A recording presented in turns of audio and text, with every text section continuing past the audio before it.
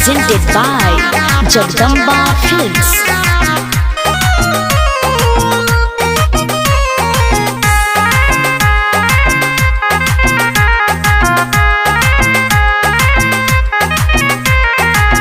मर्द के फर्ज होता निभैले के गरीब तोहरा के पढ़ैले। मर्द के फर्ज होता निभैले के गरीब तोहरा के पढ़ैले। होते सदियम तू बदललू विचार के, होते सदियम तू बदललू विचार के।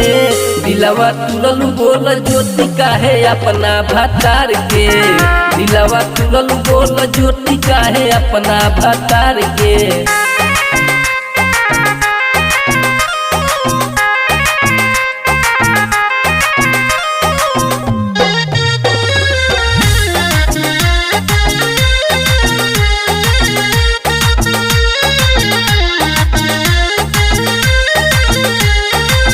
रहत भतार देलू दोसरा के मौका, और लोग मोरिया के दिल बारू धोखा।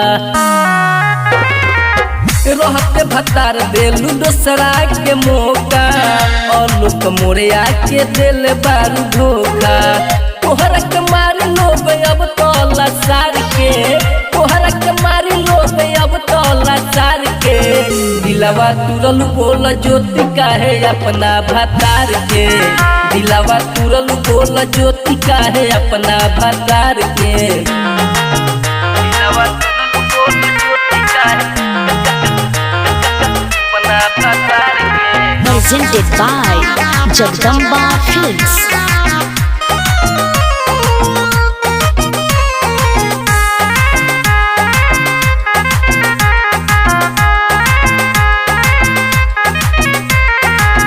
शादियों के बाद तोहरा के पढ़ैले, जब जौन कहलू तवन तो कैले। शादियों के बाद तोहरा के पढ़ैले, जब जौन कहलू तवन तो कैले।